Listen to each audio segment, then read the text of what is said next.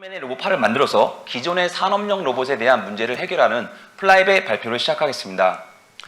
먼저 시작에 앞서 제 소개를 간단히 해드리고 싶은데요. 저는 오스트리아가 본사인 케바 코리아의 창립 멤버로 엔지니어, 기술 영업, 프로젝트 매니저, 그리고 엔지니어 팀장을 약 8년 동안 하였고요. 그래서 이 개발부터 엔드 유저까지에 대한 풍부한 인사이트를 가지고 있습니다. 자, 이렇게 산업용 로봇 현장에서 많은 일을 하다 보니까 정말로 많은 산업용 로봇들이 제조 현장에 쓰이고 있다는 것을 알게 되었는데요. 그 시장의 크기가 전 세계적으로 약 60조 원까지 증가를 하였고요. 국내만 보더라도 5조 4천억을 예상할 만큼 그 크기가 작지가 않습니다. 하지만 이 로봇을 사용하는 현장의 근로자들은 오른쪽에 보시는 것처럼 다양한 고통들을 호소를 하고 있는데요. 예를 들면 초기의 로봇 셋업, 생산 프로그래밍, 그리고 유지 보수까지 이러한 문제들이 반복적으로 일어나면서 결국 시간과 비용의 증가로 이어지고 있습니다. 실제로 미국의 루프 벤처스에 따르면 이 한 대의 로봇이 시스템에 적용될 때마다 평균 약 1억 2천만 원 정도의 비용이 낭비가 된다고 하는데요. 여기서 더 큰 문제는 이 로봇을 사용하지 못함으로써 이 생산을 못하는 비용이 훨씬 더 크다는 거죠. 그래서 저는 이러한 문제를 어떻게 하면 해결할 수 있을까 굉장히 많은 고민을 하였고요. 그래서 플라이브를 설립하기 약 5년 전부터 저희 창립 멤버들과 딥러닝 스터디를 하면서 이러한 문제를 해결을 하려고 하였습니다. 그런데 이 로봇의 눈에만 AI를 적용해서는 이러한 문제를 해결할 수 없다라는 결론이 나오게 되었고, 그래서 저희는 로봇의 로봇의 눈과 행동 그리고 감각에도 AI를 적용하게 되었습니다. 저희가 가진 솔루션은 딥러닝과 강화학습을 하나의 소프트웨어로 제공하게 되는데요. 이것은 로봇이 스스로 인지, 판단, 제어를 하게 됩니다. 우리의 솔루션은 국내에서는 유일무이하고요. 전 세계적으로 봤을 때도 기술적으로는 저희가 좀 더 앞서 있다고 말씀드리고 싶습니다. 그러면 저희 솔루션을 적용하였을 때 과연 어떠한 효과가 나올까요? 다음 보시는 내용은 실제 생산 라인의 책임님과 인터뷰를 근거로 해서 작성을 하였는데요. 우리의 솔루션을 적용하였을 때 기존 대비 약 80% 이상의 비용을 줄일 수 있는 그런 계산을 하게 되었습니다. 그리고 실제 이 한국의 많은 산업용 로봇이 수십 년 동안 제조업에 많이 사용되어지고 있는데요. 이러한 로봇들을 AI 로봇으로 사용하기 위해서 이 로봇을 바꾼다면은 결국 현장에 있는 로봇 사용자들은 굉장한 거부감을 느낄 것입니다. 그래서 저희는 현장에 있는 로봇들은 그대로 사용을 하고 플러그인 방식, 즉 랜 케이블만 연결을 하면 바로 AI 로봇으로 사용을 할 수가 있습니다. 저희는 이미 많은 AI 솔루션들을 개발을 하였는데요. 예를 들면 로봇이 스스로 충돌 회피를 할 수가 있고요. 또한 로봇이 분류 작업을 하다가 제품을 섞거나 아니면 적재할 박스를 섞더라도 로봇이 계속 분류를 해 나갈 수가 있습니다. 또한 로봇이 특정 위치까지 이동하기 위해서는 기존에는 프로그램 방식이었다면 저희는 학습의 방법을 적용하여 로봇이 다양한 위치를 최적인 경로로 프로그램 없이 이동을 할 수가 있습니다. 또한 단 한 번의 학습으로 모든 물질을 집을 수 있는 그라스핑 기술을 개발을 하였고요. 또한 로봇이 제품을 집을 수 없는 경우 제품을 집을 수 있게끔 저희 인공지능 소프트웨어는 그렇게도 로봇을 만들기도 합니다. 저희는 이 외에도 다양한 AI 솔루션들을 개발을 하였는데요. 이러한 솔루션을 기반으로 하여 저희는 현재 전자제품 조립 라인에 저희의 솔루션을 적용하고 있습니다. 전자제품 조립 라인이 많이 자동화가 되었다고 하지만 오른쪽에 보시는 동영상처럼 로봇이 풀지를 못해서 이 사람이 단순 반복적인 일을 많이 하고 있는데요. 저희는 이러한 부분을 혁신해 나가고 있습니다. 세계 대표적인 경쟁사는 미국의 코베란트가 있고요. 국내에는 저희와 같은 컨셉의 회사는 없습니다. 또한 모든 경쟁사는 이 로지스틱과 F&B 쪽에 집중을 하고 있는데요. 이 로봇의 눈에만 집중을 하고 있는 경쟁사는 이 정확도와 로봇의 행동 그리고 감각이 필요한 이 전자제품 조립 라인의 문제를 해결할 수가 없습니다. 또한 경쟁사는 크게 두 가지 문제점이 있는데요. 먼저 AI가 적용된 로봇은 물건이 멈춰있는, 즉 정적인 상태에서 어떤 피킹플레이스를 하는 반면에 일반적인 현장에서는 제품이 컨베이어 벨트를 타고 흐르면 로봇이 뭔가 작업을 많이 하고 있습니다. 이것은 생산성 면에서 많은 차이를 보여주고 있는데요. 저희는 이러한 문제를 해결하기 위해서 AI 트래킹 기술을 개발을 하였습니다. 또 두 번째, 이 AI 고질적인 문제인 학습 데이터의 배용을 만드는 문제를 경쟁사는 해결하지 못해서 AI보다는 어떤 프로그램 방식의 패턴 매칭의 방법을 적용하고 있는 반면에 저희는 이러한 문제를 해결하기 위해서 신데틱 데이터 방법을 적용을 하였습니다. 이러한 방법으로 기존의 학습 데이터 만드는 3주에서 4주의 시간을 단 하루로 줄일 수 있게 되었습니다. 저희는 현재 LG전자와 1차 POC를 마쳤고 2차 POC를 생산 라인에 적용 중인 POC를 현재 진행 중에 있습니다. 또한 저희 AI 로봇이 풀필먼트 센터에 대한 POC가 확정이 되었고요. 또한 SK 에코플랜트와 또 인텔과도 NDA 체결을 통해서 저희 소프트웨어를 테스트를 진행 및 완료를 하였습니다. 네, 저희는 1340조 원 되는 전자제품의 조립 라인의 문제를 저희는 혁신해 나갈 것이고 모든 산업용 로봇과 협동 로봇을 AI 로봇으로 탈바꿈할 것입니다. 그래서 국내 가전 21조 원 시장을 시작으로 하여서 저희의 솔루션은 이 서비스 로봇까지 충분히 확장이 가능하기 때문에 이 서비스 로봇 시장까지 저희의 목표 시장으로 선정을 하였습니다. 네, 저희는 그랬을 경우 2026년 약 1,335억 원의 매출을 목표로 선정을 하였습니다. 저희는 현재 9명의 팀원으로 구성이 되어 있고요. 대부분이 딥러닝과 강학습 엔지니어로 구성이 되어 있습니다. 여기서 저희 팀원들은 여러 로봇 국제대회에서 수상을 하였는데요. 예를 들면 국내에서 열린 세계 로봇 대회에서 4년 연속 대통령상을 받았고요.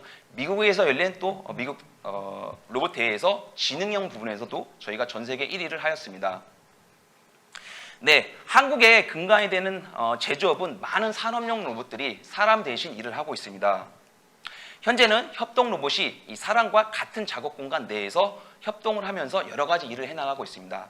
지금은 모바일 이동형 로봇이 사람의 여러 가지 일손을 덜어주고 있는데요. 그러면 다음은 무엇일까요? 다음은 모바일 이동형 로봇에 팔이 부착이 되어 로봇이 풀지 못하는 다양한 서비스를 만들어 나갈 것입니다. 저희는 이러한 시대를 만들어 가고 있습니다. 네, 지금까지 사람의 단순 반복적인 일은 없애고 인류의 발전을 혁신시키려는 플라이베어 발표를 마치겠습니다. 감사합니다. 네, 그럼 전문위원님들의 질의응답 진행하도록 하겠습니다. 전환석 상무님 질문 부탁드리겠습니다. 네. 기술적인 설명 많이 해주셨는데요. 네. 실제 적용 사례에 대해서 좀 더 궁금한 점이 있는데 네. 실제 어떻게 적용이 되는지 기존에 네. 로봇을 대체한다라기보다는 단순 작업 위주의 사람이 하던 일들을 저희 로봇이 대체할 수가 있을 것 같아요. 네, 맞습니다.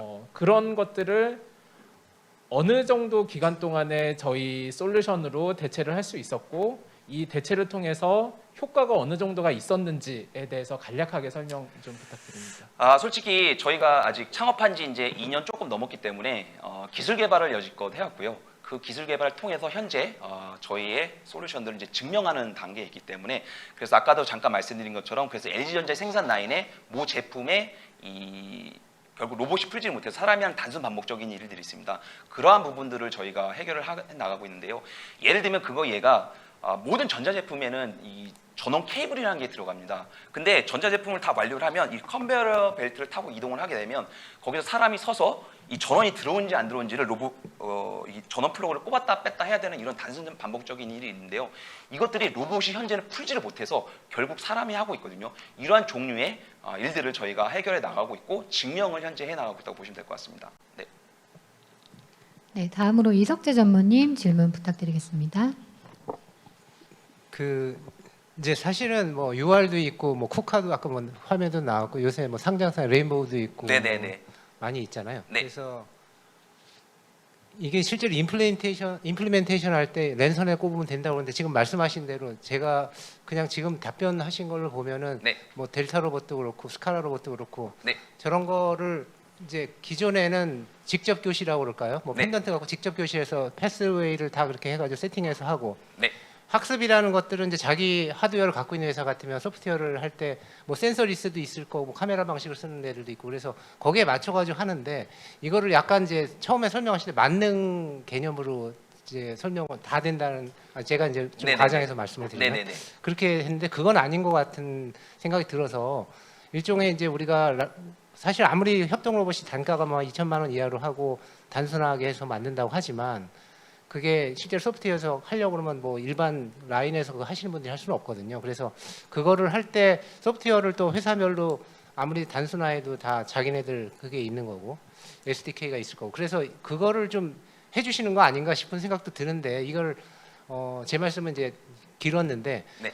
되게 이제 엔지니어 분들이 훌륭하시긴 한데 이게 좀 개념적으로 하드웨어는 그냥 이미 시중에 나와 있는 뭐 것들을 그대로 하는데 꽂아가지고 소프트웨어만 다운로드해서 마치 한 번에 그냥 다 원샷에다 해결할 수 있는 그런 개념으로 하겠다는 건지 조금 잘 불분명하거든요. 제 생각에. 네.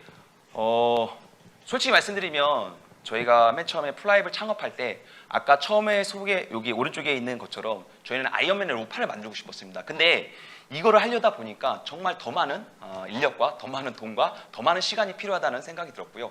그러면 저희도 이제 스타트업이기 때문에 성장을 해야 되기 때문에 뭔가 선택과 집중이 필요하다고 생각을 해서 이제 전자제품 조립 라인 그리고 경쟁사가 시도하고 있지 않고 굉장히 어려운 분야인 이 부분을 저희가 선택을 한 건데요. 아까 말씀드린 것처럼 아까 질문해 주신 것처럼 사실은 이런 로봇사들이 이제 로스라는 플랫폼을 이제 탑재를 하였는데요. 그 로스를 탑재한 플랫폼끼리는 굉장히 뭔가 어떤 데이터를 주고받는 게 굉장히 쉽게 되어 있습니다. 그래서 저희도 로스라는 플랫폼을 탑재를 하였고요. 그래서 여기 뭐 UR 로봇 같은 경우는 저희가 굉장히 손쉽게 저희의 AI 솔루션들을 이제 적용을 하였습니다. 그런데 저희가 실제 이런 로봇이 현장에 적용했을 때 아까 말씀하신 것처럼 이 로봇이 현장에 있는 사람들이 다루기가 사실은 만만치가 않습니다. 그게 보통 예를 들면 산업용 로봇 같은 경우 현장에 적용할 때 보통 5주에서 7주 정도 시간이 이제 필요하고요. 그 기간 내에 엄청난 비용들이 이제 발생을 하는 건데요. 그 중에 대표적인 것들이 예를 들면은 뭐 좀 더 쉽게 말씀을 드리면 요즘에 뭐 서비스 로봇, 치킨 튀기는 로봇, 뭐 커피 내리는 로봇 여러 가지 로봇이 많지 않습니까? 근데 거기서 그러한 프로그램을 만들기 위해서 사람이 상주를 하면서 여러 가지 작업들을 되게 많이 해야 되고요. 예를 들면 또 부산에서 어떤 문제가 생겼을 때 제가 엔지니어가 여기 있으면 또 거기까지도 출동을 해야 되는데 또 그 시간 동안 로스가 굉장히 많습니다. 근데 저희 AI 솔루션들은 그러한 부분들을 예를 들면 스스로 환경과 인터랙션을 하면서 그런 부분들을 스스로 보완해 나갈 수 있는 거군요. 그래서 저희가 전체적인 걸 해결하기보다는 부분적으로 해결할 수가 있고 그 부분적인 것들을 현재는 전자제품의 조립 라인에 조금 더 집중을 한다고 보면 될 것 같습니다. 제가 좀 답변이 좀 맞았는지 잘 모르겠습니다. 네. 네, 윤경서 소장님 질문 부탁드리겠습니다.